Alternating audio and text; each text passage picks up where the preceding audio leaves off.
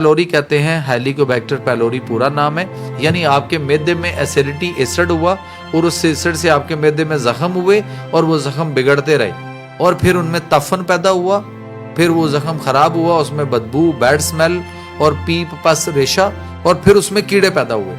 और वो कीड़ों की 3 किस्में हैं, H pylori, IgA, IgG, IgM, ये तीनों एक्टिव हो चुके हुए हैं। और उसके बाद ये करते क्या हैं, आपको डिप्रेशन, एंजाइटी, स्ट्रेस, टेंशन, गुस्सा, चिड़चिड़ापन, रोना धोना, परेशान होना, अजीब तरह की सोचें, वहम, तोहमात, ख्यालात, डर, खौफ, घबराहट, घुटन, दिल की धड़कन कम ज़्यादा।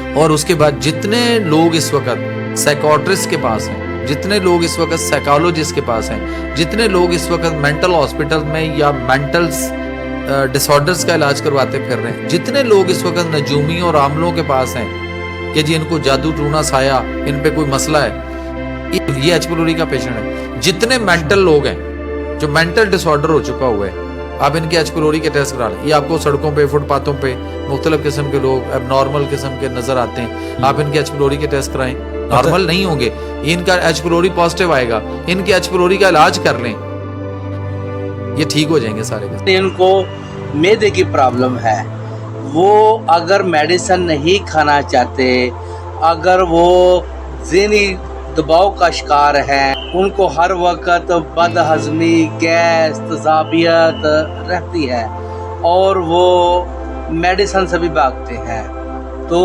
उनके लिए मेरे नबी करीम सल्लल्लाहु अलैहि वसल्लम ने 1400 साल पहले इलाज बता दिया था कि आप सल्लल्लाहु अलैहि वसल्लम रोज़ा रखते थे, आप हफ्ते में 2 रोज़े रखते थे। आप भी अगर रोज़ा रखें और रोज़े रखने की वजह से हमारा मैदा खाली होता है, तो भूख की वजह से हमारे जिस्म जो है वो खुद ही हमारे फाजल जो जिस्म के अज्जा होते हैं उनको खुद ब खुद हमारा जिस्म ही उनको खाना शुरू कर देता है। तो आप अगर मैदे की बीमारियों का शिकार हैं तो आप भी रोज़ा रखें। खुद हजूर पाक सल्लल्लाहु अलैहि वसल्लम हर सोमवार को, हर जुमेरात को रोज़ा रखते थे। हर अरबी महीने की 13, 14 और 15 तारीख को रोज़े रखते थे। यानी आम दिनों के में, रमज़ान के अलावा आम दिनों में भी हर महीने में हजूर पाक सल्लल्लाहु अलैहि वसल्लम महीने में 11 रोज़े रखते थे।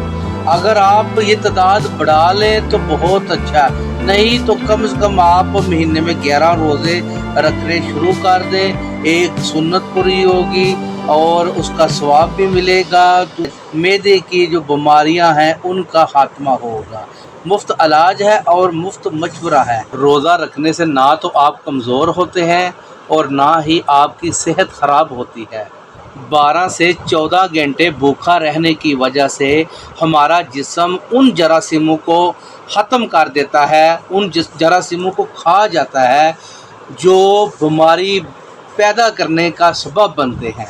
रोज़ा रखने की वजह से मैदे के अंदर जो सोजश होती है, जिसकी वजह से दिल खराब होता है, उल्टियाँ आती हैं, खाना हज़म नहीं होता, खट्टे मीठे डिकार आते हैं, वो सारी सोजश रोज़ा रखने की वजह से ख़त्म हो जाती है। अगर आप वज़न कम करना चाहें तो आप रोज़े के ज़रिए वज़न भी कम कर सकते हैं, लेकिन इसके लिए आपको मुसलसल 6 महीने रोज़े रखने पड़ेंगे।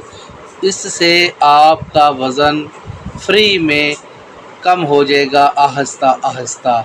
रोज़ा रखने की वजह से इंसान भूखा रहता है और दिमाग को काम करने का मौका मिल जाता है।